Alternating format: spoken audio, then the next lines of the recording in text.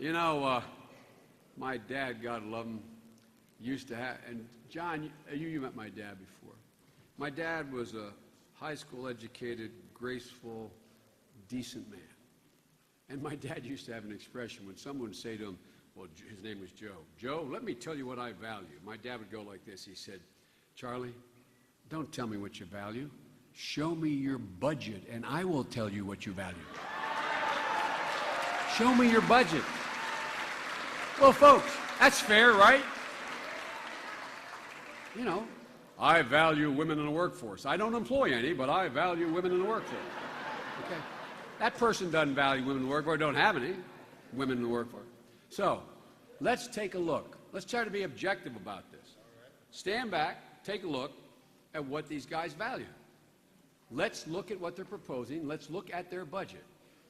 Governor Romney says in the first 100 days, if he's elected, he will repeal the Wall Street reform legislation that we passed and let the big banks once again write their own rules.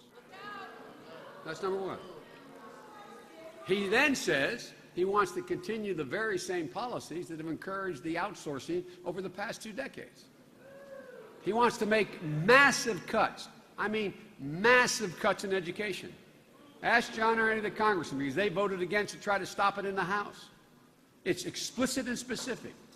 Massive cuts in college assistance and college education. Barack, Michelle, and Jill and I were literally waiting to go into an event together. And all of a sudden, I think it was Michelle that said, you know, not a one of us, and this is serious, not a one of us, my wife Jill, who's a community college professor, me, Barack, or Michelle, not one of us would be standing where we were it not for college assistance and scholarships. Not one. Not one.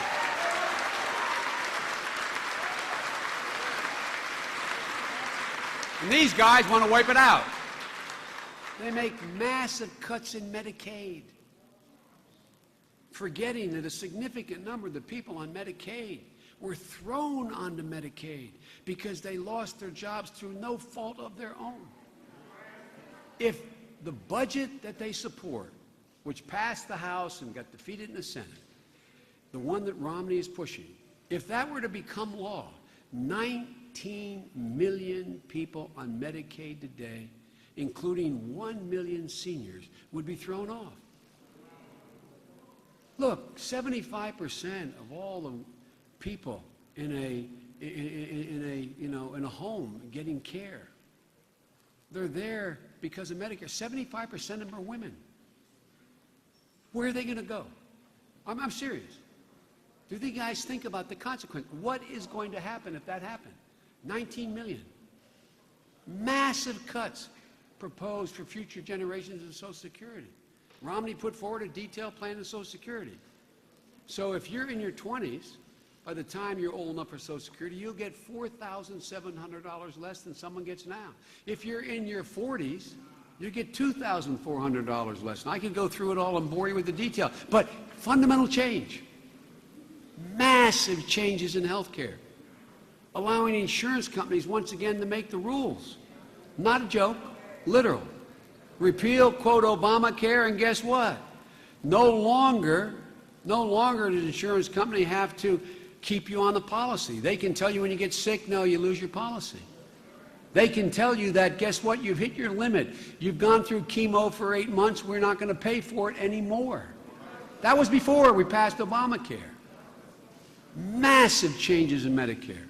Here's what they want to do. They say, well, it's not going to affect anybody who is, which is not quite true, I won't go into the detail, but under 55. But guess what it says? It says after that, what you get to do is you get a voucher, meaning that they'll give you the government will give you a set amount of money to go out and find your own insurance policy. Right now, it's guaranteed. If you have Medicare, you go to the doc, you pay a copay, the government pays the rest. Same with the hospital, you pay a copay, no guarantee. Knowing that they limit it, as John can tell you, they limit it to a 0.5% increase, meaning that clearly the cost is going to outrun what you have, and what the experts have said. They've looked at it, totally nonpartisan group. They say it would cost seniors an average of $6,400 a year more for their health care. I had a great advantage, like some of you have had. It is an advantage. When my dad was dying, for him to live with me. And my mom, she died when she was 92, the last 4 years of her life living with me. And toward the end, and you paid me a lot of money as vice president, and you paid me a good salary when I was a United States senator, and my brother Jimmy does well, and my sister does well. They have 4 kids who are successful. Guess what? It was still a struggle to make care of all my mom's bills. We were able to do it, no complaint. It was an honor. But you know what it did? We had to lie to my mom and tell her, no, honey, this is all covered by your Medicare, and this is all covered by the sale of your home, which it wasn't. Because do you know any parent who wants to be a burden for their children? Do you know anybody? I don't know anybody parent wants to do that. And folks, they changed the whole deal. And they do all this stuff and more I haven't mentioned. And then they kick 200,000 kids out of Head Start.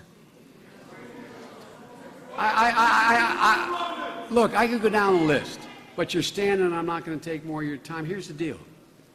Why are they doing all this? They're doing all this in the service of being able to provide these massive tax cuts for the very wealthy. Now look, I just want to put, again, I go in a lot of detail that you already know in your gut, but let me give you 2 examples. When Romney and our Republican friends say they want to extend the Bush tax cut for the wealthy, let's just take one group of people. That whole tax cut will cost, extending that, $1 trillion over the next 10 years. You know where $500 billion of that trillion goes? You're going to think I'm making this up. It goes to 120,000 families in America. You hear me now? That's not a joke. $500 billion, which means they got to cut $500 billion somewhere else or balloon the deficit. $500 billion goes to 120,000 families. And on top of that, Governor Romney's been straightforward, not hiding the ball again, Coach. He came along and he said, and I want a new $1.6 trillion tax cut for people making a minimum of $1 million. That means an average tax cut on the top of that of another $250,000 a year. 5 times the median income of the American people in 1 year. That's per year. Ladies and gentlemen, this is not only has a gigantic price tag, it increases the deficit, and according to, and I'm going to sound like a policy guy here, and I apologize, sound like a senator, which I was proud to be. The Nonpartisan Tax Policy Center, this is one of these think tank groups that go and objectively look at all the proposals all of us come up with. They said if these tax cuts go through, it will mean that the average middle-class family with a child, 1 or more children, will have their income taxes go up, their taxes go up $2,000 a year. So we're going to raise $2,000 a year for middle-class families. This is real. In order to give $500 billion to 120,000 families. And look, folks, this isn't class warfare. I come from a wealthy little state of Delaware. Okay? Rich folks are just as patriotic as poor folks. The difference here is no one's asked anything of them. And they're not even asking for this. They're not even asking for it. Folks, and Romney calls the president out of touch. Out of touch. Swiss bank account. Untold millions in the Cayman Islands. Refusal to release your tax returns. They call my president out of touch? Come on. Get real here. Folks, this is not your father's Republican Party. And this is not even Mitt Romney's father's Republican Party. This is a different group of people. They have a very fundamentally different vision for America, one that one that is totally different than ours. Our vision rests upon a growing, prosperous middle class. We see a future where my granddaughter, who you just met, has every single solitary opportunity my grandson has throughout her life. We see in America where women get equal pay for equal work. For real. Where getting ill does not risk bankruptcy.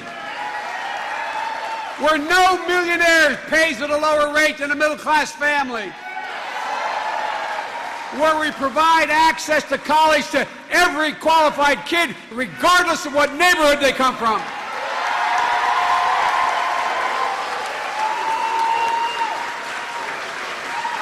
And we're not only bring back the automobile industry, but we're become once again the leading manufacturing country in the world.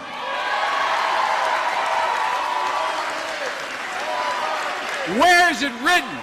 Where is it written that we cannot do that? In America, we're once again, instead of ranking 16th, we rank 1 in the world in the percentage of our population that graduates from college. Where science is valued, innovation is encouraged.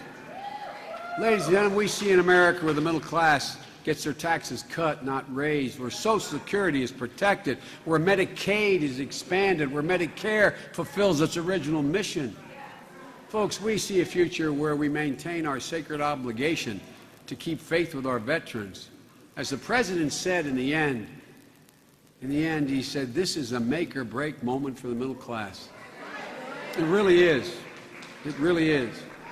So much is at stake. And folks, I haven't even talked about foreign policy. I haven't even talked about what the Supreme Court would look like after 4 years of the Romney administration. Look, folks, I believe we're going to win. I believe, and let me tell you why. I believe we're going to win because in the end, throughout our history, every presidential election has come down to one fundamental look as it relates to the candidates. Who has the most character, who has the character of the conviction of their convictions, and who has the vision? Folks, it will not surprise you. On that score, I don't even think it's close. It's not even close. And I am absolutely convinced the American people are seeing that. Yes, sir. They're seeing my guy, our guy. He has a backbone like a ramrod. He does exactly what he says he's going to do. And as your congressional delegation here can tell you, I spend 4 to 6 hours a day with him every single day since we got elected, with the exception of the last 5 weeks when we're both campaigning, and we only meet twice a week now, 2 days a week, because he's out on the road and I am.